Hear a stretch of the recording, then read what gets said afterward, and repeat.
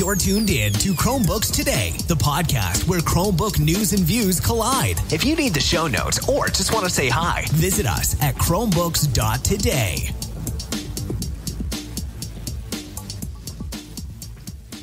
Hello everyone, welcome to Chromebooks Today. If you're tuned in via the Practical Chrome feed, don't be scared, that is expected behavior. This is episode 0, where we're going to break down the who, what, and why of our new show. My name's Craig Tumbleson, and joining me today are John Oliphant and James Welbus. As I mentioned, Chromebooks Today is a brand new show. It comes on the heels of Practical Chrome for some very practical reasons. John, would you like to explain why we're starting a new show? Sure, thanks, Craig.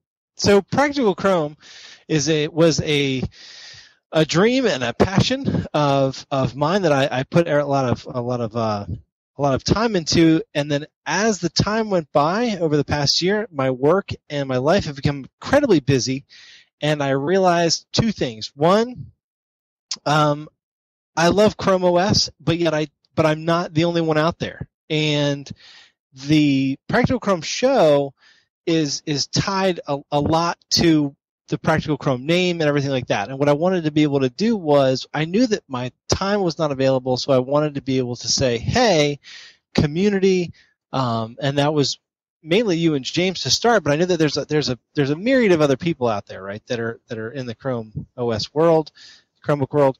And I'd like to have this be more of a community-driven podcast, because I think that it's still very relevant, and I wish I could be able to put more time in it myself, but I'd like to be able to give the community a chance, and I'd like to be able to contribute as much as I can, but I'd like to be able to kind of turn over everything and shut down Practical Chrome and start this up as a community effort, not necessarily just something that I whipped up. Excellent. And I agree with you. That's probably the biggest change that listeners are going to see between Practical Chrome and Chromebooks Today. Another large change is going to be a brand new website, one that runs on its own platform, not Blogger, and our feed is going to be manually curated, not run through FeedBurner like it is today with Practical Chrome, which also means that the feed should be a little bit more up-to-date, and it should change more rapidly after we publish each show. James, you're a professional website designer by day. I'm curious to know what your biggest complaint with the new website is. Oh boy. The thing I hate most about the new website, honestly, is probably the guy who built it. Note taken. Would you care to explain? Oh, no. I really can't say anything bad about the website. I like it. Maybe if I had to say something bad, there does seem to be a good amount of white space, but there's not much you can do about that when that's probably just because I have a really huge monitor, and Google has just made me hate white space recently. So that's about the only bad thing I can say about it. The website's really clean. I like it. It's laid out great. I think it looks good on desktop and mobile. So I think it's a plus. And there you have it, folks. Our very first review says that we are perfect. And of course, I have to say, I really do like the new website, but there might be a little bit of bias there. I did help to design it. So, take my word with a grain of salt. But James, solid source there. Another one of our largest changes is going to be to the format. With Practical Chrome, I think listeners are very aware that sometimes we go for 45 minutes, or at least we did a few years ago, and sometimes we run for 90 minutes or more.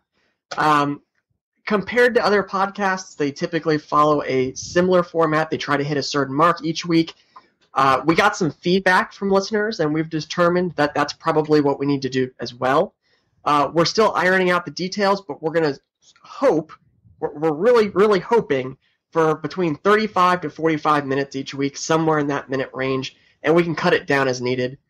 Because the last major change is that it will no longer be a live show. Now, John, you tried not being live at the very beginning, and then we switched to a live format when James and myself came on board. And now that we're switching back to a pre-recorded format, what are you going to miss most about being live?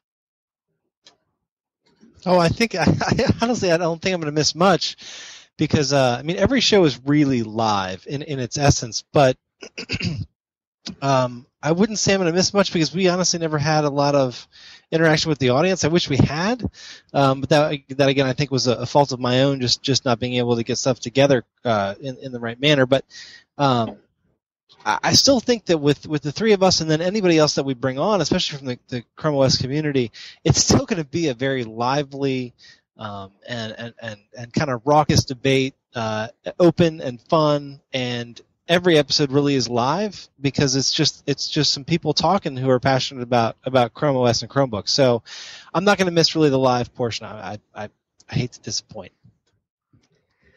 That is such a great answer. I kind of think you read my mind before I asked it and prepared a statement. Just throwing that out there. James, same question. Please don't disappoint.